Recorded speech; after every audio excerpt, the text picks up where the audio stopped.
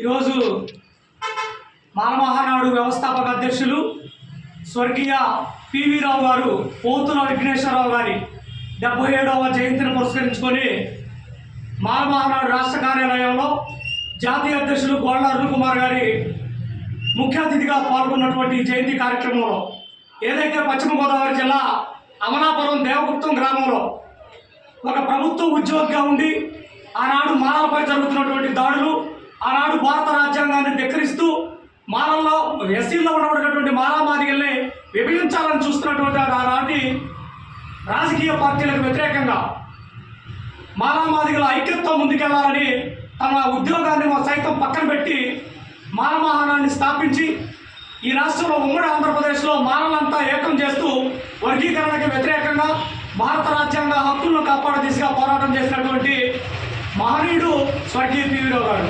అలాంటి పివి రావు గారు వర్గీకరణ అంశం వచ్చినప్పుడు ఏబిసిడి చేయాలన్నప్పుడు ఆనాడు తెలుగుదేశం ప్రభుత్వం మీద కానీ, కాంగ్రెస్ కానీ, బీజేపీ కానీ కొన్ని రాజకీయ పార్టీలకు వ్యతిరేకంగా మానవులు ఏ విధంగా ఉండాలి, మానవవాదిలను విభజిస్తే ఏ విధంగా నష్టపోతారని ఆయన చేసినటువంటి పోరాటం నేడు ఉండబడినటువంటి మానవులు విస్మరిస్తూ ఉన్నారు. ఈరోజు మానవులు గమనించాల్సినటువంటి విషయం, ఇంటికి ఒక పివి రావు పుట్టాల్సినటువంటి అవసరం ఉంది. ఇంటికి ఒక పివి రావు ఈరోజు పోరాటం చేయాల్సినటువంటి అవసరం ఉంది.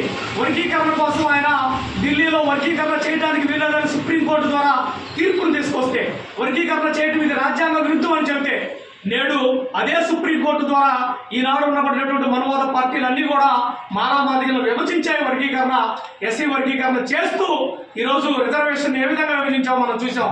కాబట్టి మళ్ళీ ఆనాడు పివి రావు గారు చేసినటువంటి పోరాటం మళ్ళా తెర మీదకి రావాలంటే ఈరోజు ఇంటికి ఒక పివి రావు పుట్టాలని, పుట్టినటువంటి యువత పివి రావు లాగా ఉద్యమ స్ఫూర్తితో పనిచేయాలని ఆయన జయంతి సందర్భంగా రాష్ట్రంలో ఉండబడినటువంటి మానవులందరికీ పిలుపునిస్తూ మరొకసారి స్వర్గీయ పివి రావు గారికి ఘనంగా నివాళులు అర్పిస్తూ ఆయన యొక్క పుట్టినరోజు వేడుకల్ని నేడు ఘనంగా నిర్వహించడం సంతోషకరంగా ఉందని ప్రభుత్వాలు కూడా ఒకటే అడుగుతా ఉన్నాం.